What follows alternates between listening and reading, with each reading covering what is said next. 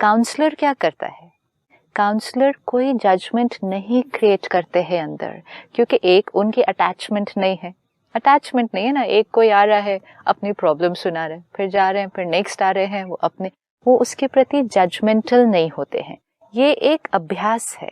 ये अभ्यास जितना हम करेंगे हमें इंस्टेंट रिजल्ट मिलेगा, इंस्टेंट। और ये अभ्यास करना बहुत इजी है, क्योंकि सामने वाली आत्मा अपने संस्कारों के वश कोई कर्म करके आई है। उसने कुछ भी किया हो, कुछ भी, उसके संस्कारों के थ्रू बिल्कुल राइट है। तो क्योंकि वो बिल्कुल राइट है तो उनके प्रति जजमेंटल होना, वो मेरे राइट से राइट नहीं है। हो सकता है ना, वो मेरे राइट से राइट नहीं है, लेकिन वो अपने राइट से तो बिल्कुल राइट है। तो इसलिए जब सामने वाला बिल्कुल राइट है, अगर आप ये थॉट क्रिएट कर लें, आपकी एनर्जी फील्ड चेंज हो जाएगी। पिता की ड्यूटी क्या होनी चाहिए? First duty, let's take it step by step. एक पेरेंट की एक बच्चे के प्रति फर्स्ट रिस्पॉन्सिबिलिटी क्या है? प्यार। दैट्स अंडरलाइन हो गया। एंड विच मीन्स कि सामने आपका बच्चा कोई भी बात कह रहा है, कोई भी बात कर रहा है, आपकी प्यार की एनर्जी ब्लॉक्ड नहीं होनी चाहिए, अनकंडीशनल। जैसे ही आप जजमेंटल हुए तो आपकी प्यार की एनर्जी ब्लॉक्ड होगी। जैसे you said you could feel the difference कि जो महात्मा है वो जजमेंटल नहीं है, तो एनर्जी कैसी है? जो साथ में खड़े हैं वो सुनकर जजमेंटल है, तो एनर्जी कैसे? उनके अंदर वो प्यार की एनर्जी ब्लॉक्ड हो जाएगी। तो अगर हम अपने बच्चे के प्रति जजमेंटल हुए तो हमारी प्यार की एनर्जी ब्लॉक्ड हो गई। तो हमने अपनी फर्स्ट रिस्पॉन्सिबिलिटी, जो आपने कहा एज अ पेरेंट मेरी रिस्पॉन्सिबिलिटी, तो मैं तो रिस्पॉन्सिबिलिटी नहीं पूरी की। फिर मेरी क्या रिस्पॉन्सिबिलिटी मैंने ली? वो गलत ना करे, उसको गलत को ठीक करना मेरी ड्यूटी है, उसको गलत से बचाना मेरी ड्यूटी है, उसके जीवन में कुछ गलत नहीं होना, वो सब ड्यूटी तो याद है। आईना तो दिखाना चाहिए ना, उसको ठीक करना। यस, ये गलत कर रहे हो तुम, इसका ये हो जाएगा रिजल्ट, पता नहीं तुम कहाँ क्यों कर रहे हो, पता नहीं क्या सिखाया। रिस्पॉन्सिबिलिटी एंड प्रायोरिटी लिस्ट बहुत क्लियर होनी चाहिए। My responsibility, my first duty towards any soul and of course towards children, सबसे पहले कि प्यार फ्लो करता रहे, फिर उसके बाद एडवाइस। इट डजंट मीन प्यार दे रहे हैं, एडवाइस नहीं दे रहे हैं। कभी कभी बच्चे एडवाइस लेने आते भी नहीं है। सिर्फ सुनाना चाहते हैं और बोलते भी सुन लो और मुझे छोड़ दो, बस मुझे सुनाना है। वो हमारे पास प्यार के लिए आते हैं, दुआओं के लिए आते हैं, हमारी गुड विशेस और ब्लेसिंग्स के लिए आते हैं। वो हमारे पास अप्रूवल और अप्रिसिएशन के लिए आते हैं। हर आत्मा को, ये बहुत सूक्ष्म है, लेकिन हर आत्मा को अप्रूवल और एक्सेप्टेंस चाहिए। और ये देखो, आप हमें इस एज से सिखाया है कि बच्चा जो करता है, अगर पेरेंट के चेहरे पर वो देखकर मुस्कुराहट आती है, तो which means the parent approves of the child, and that means you are a good boy, you are a good girl. And अगर आपने जो किया वो देख कर अगर पेरेंट के चेहरे पर मुस्कान की जगह कुछ और आ जाता है, बैड बॉय, बैड गर्ल, ये उस एज से सिखाया था। तो विच मीन्स मेरी सेल्फ रिस्पेक्ट कि I am a good person और a bad person, for me, ये मैंने अपने बिलीफ सिस्टम क्रिएट कर दिए। ये किस पर डिपेंडेंट थी? If people approve of me और डोंट अप्रूव ऑफ मी, क्योंकि ये मुझे इस एज से सिखाया था। एंड तो ये बिलीफ सिस्टम बना, if people approve then I am good, if people don't approve then I am not good. This was true or not true, we don't know, but we believed this because वो conditioning वैसे बनी। अब इसमें भी people में सबसे important people कौन से? Parents, partner, spouse, ये हमारे सबसे important हैं, जिनका हमें approval चाहिए, क्योंकि हमारे लिए वो approval ही प्यार की निशानी है। अगर आप approve करते हैं, you love me, हमारे लिए वो अप्रूवल ही हमारी अपनी सेल्फ रिस्पेक्ट की निशानी है कि if my parent approves of me then I am a good person, because that is what I was taught at this age. अब जब बच्चा थोड़ा बड़ा हुआ और जैसे हमने अप्रूव करना बंद किया, रिजेक्ट किया, तब जो दूसरी थोड़ी सी रिस्की चीज हुई कि कुछ और लोग थे बाहर, जिसको हम फ्रेंड्स कहेंगे, जो उसको एक्सेप्ट कर रहे थे। पेरेंट रिजेक्ट कर रहा था और फ्रेंड्स एक्सेप्ट कर रहे थे, सोल को एक्सेप्टेंस चाहिए, तो वो आत्मा किस तरफ जाएगी? वो ऑटोमेटिकली उस तरफ जाना शुरू करेगी। अब ये और रिस्की हो गया, क्योंकि पहले तो फ्रेंड्स छोटी छोटी बातें बोल रहे थे, चलो आज कॉलेज बंक करके पिक्चर जाएंगे, कल चलो आज कुछ ये ट्राई करेंगे, तो वो बच्चे के लिए भी ठीक था, वो कर रहा था। धीरे धीरे फ्रेंड्स कुछ और करने के लिए भी कह सकते हैं।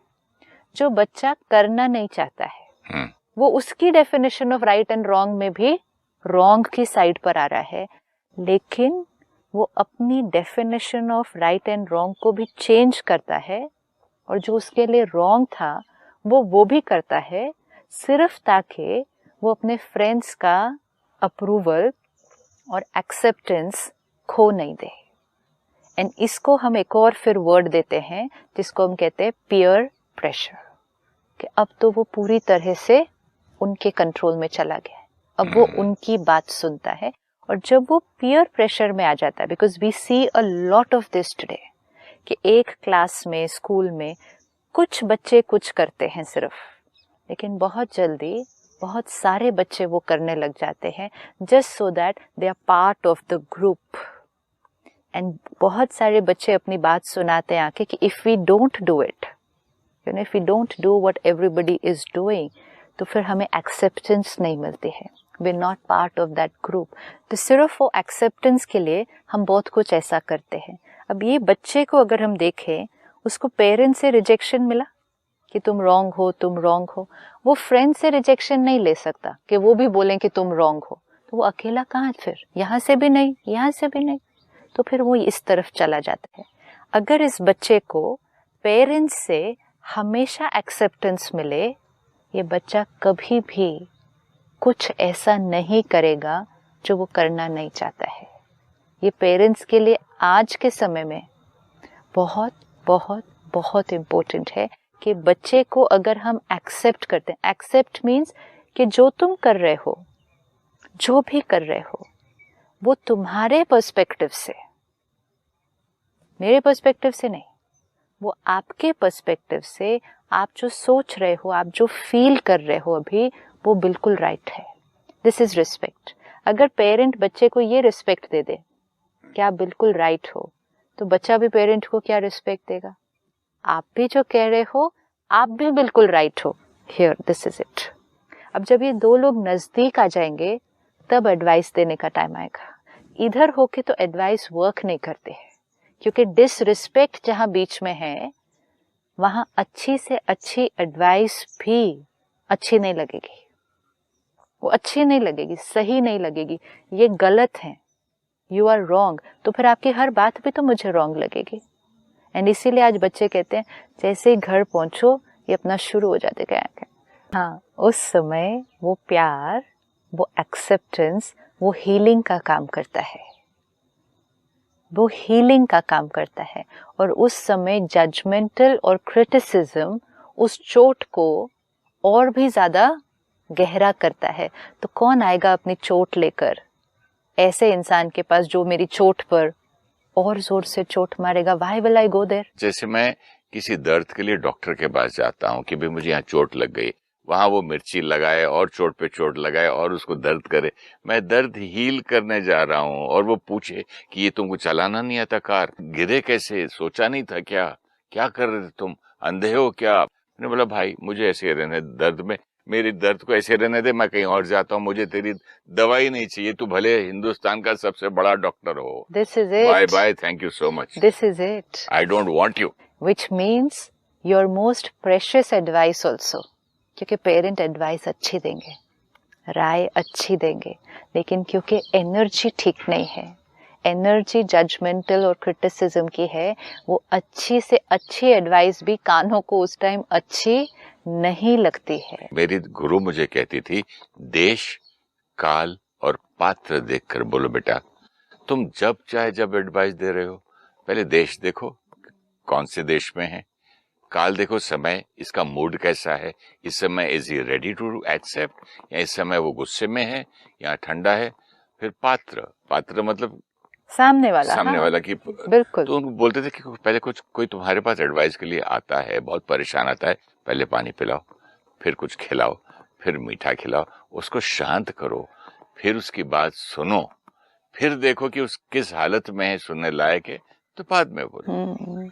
लेकिन इसमें भी जैसे आपने कहा कि चोट लेकर जब हम डॉक्टर के पास जाते हैं तो हमें डॉक्टर से एडवाइस नहीं चाहिए कि हमें गाड़ी कैसे चलानी चाहिए, even though that person could give me the best tip that time, और अगर मैं वो टिप को ले लूं, मेरे बहुत सारे काम अच्छे हो जाएंगे, उसके बाद मेरे को कभी चोट नहीं लगेगी उसके बाद।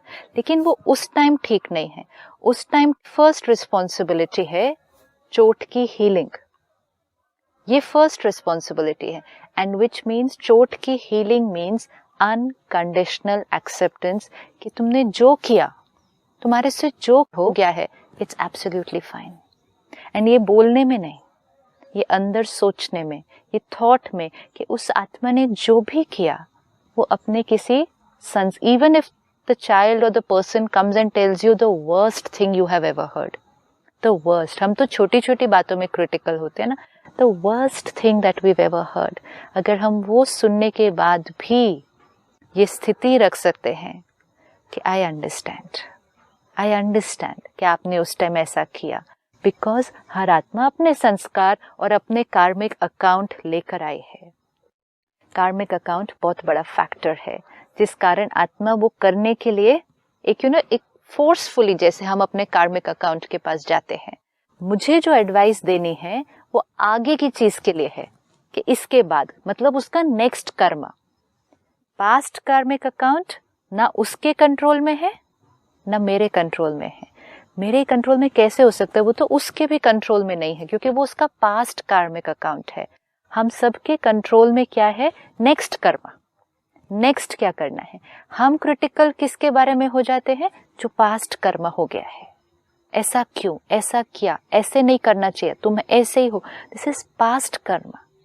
तो वो क्रिटिसिज्म अगर हमने नहीं क्रिएट की, हमने अंडरस्टैंड किया, एम्पैथाइज किया कि हाँ उसने ऐसा किया, तो हमने उसके दर्द को हील किया। जब वो पेन कंप्लीटली हील हो जाएगा, जो आपने कहा ना समय देखकर, वो पेन जब तक कंप्लीटली हील नहीं हो तब तक एडवाइस वर्क नहीं करेगी। तो पेन को हील करें, फिर समय आने पर जब वो पात्र खुद रेडी है एडवाइस लेने के लिए, तब अपनी राय बताई जाएगी।